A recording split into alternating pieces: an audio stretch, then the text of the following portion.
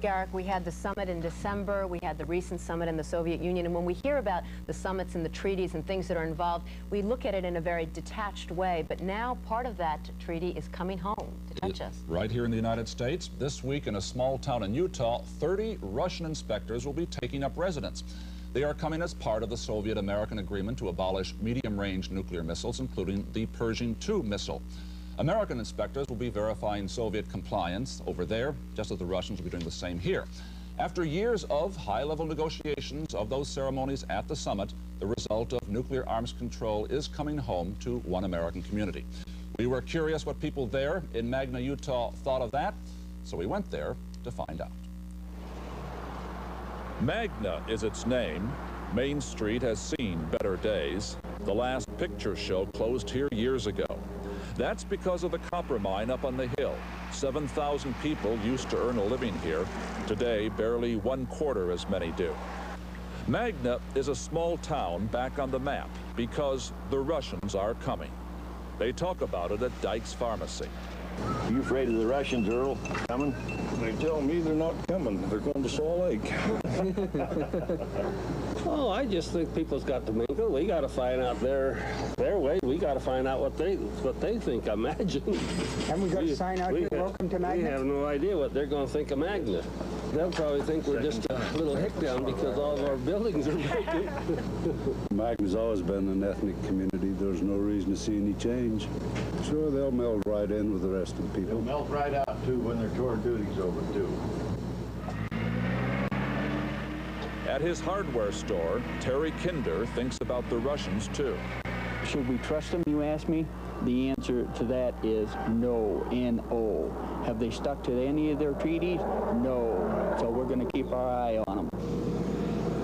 Outside town at the Hercules missile plant, the ground is being prepared for the 30 Russians who will man their inspection posts, making sure that the United States does not cheat on its side of the missile agreement.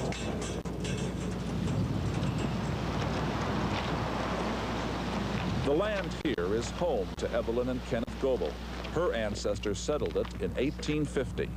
The whole village, the whole family village, was sold to the Hercules Company in 1913, and I was born in that village. Born where the Russians are going to be. Where the Russians are going to be.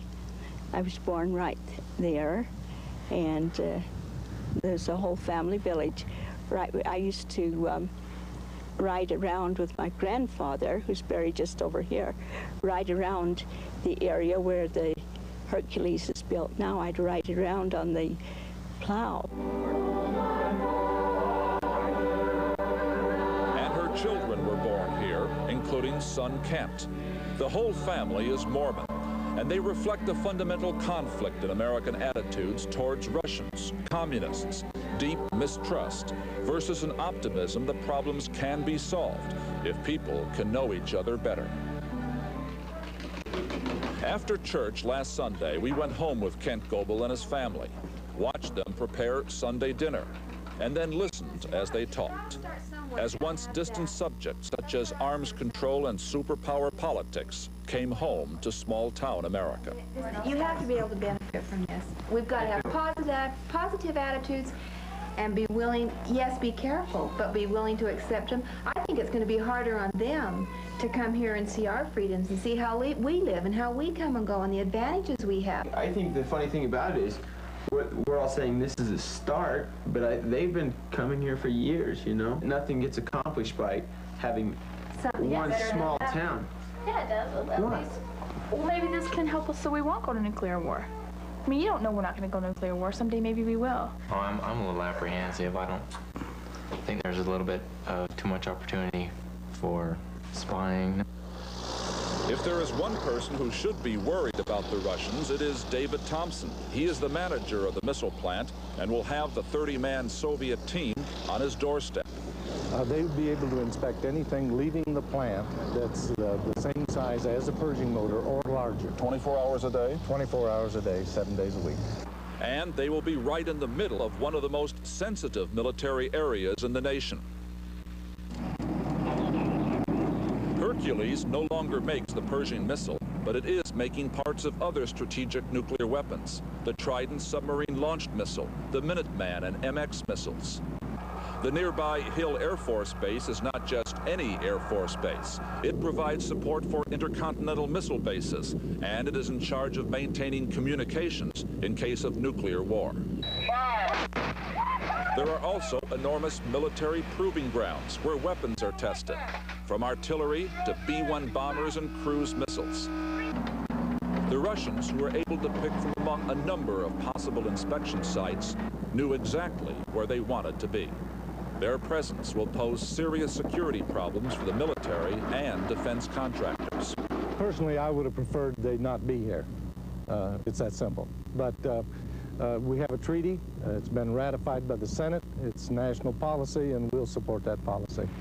And that is what the people of Magna are doing too, although Terry Kinder is still suspicious. Uncle Sam will be right here with us there at all times there. And then if they do step out of line, I'm sure Reagan or somebody up there on the top will just pick their little butt up and send them back. Late one afternoon, we dropped by the local post of the Veterans of Foreign Wars. It's a gathering place at the end of the day, a place where you might expect a good dose of hostility about the Russians. But even here, the attitude was, let them come. I talked with Bill Clark. My personal thoughts are I think we're getting along better with communists today than we have since the Second World War. What do you think has changed some attitudes here? I think the change is people all over getting educated. They're becoming more educated on what's happening to the other country. Their propaganda is not getting all the fight it had 30 years ago. People they're not taking the word on some bunch of propaganda. They want to see themselves. And now the people of Magna will be able to see for themselves at least a small 30-man piece of the Soviet Union. Kent Goebel is relaxed about that. A Mormon, he wonders whether the Russians know what they might be getting into in Utah. They probably ought to send some gendarmes with them to protect them from the Mormons because, as you know, Mormons would like nothing more than to convert the entire world. And with the passion and the zeal that we have, I suspect we might get a Russian or two. What is most likely to happen here is that neither side will convert the other or subvert the other, but simply go about their lives, each side doing its job. So that one day, the Russians will no longer be something to talk about in Magna. They'll just be part of the landscape. We should add that the Russians will not be bringing their families with them, at least at first. Their assignment is not to win friends, but to keep their eyes open for whatever military information they can get. And the Russians will not be limited to one military plant. Under the treaty, they and American inspectors in the Soviet Union have the right to visit certain other military sites on short notice. For both sides, it's a new experience, and the people in Magna will be watching it close up. And we'll continue on Sunday Today in just a minute.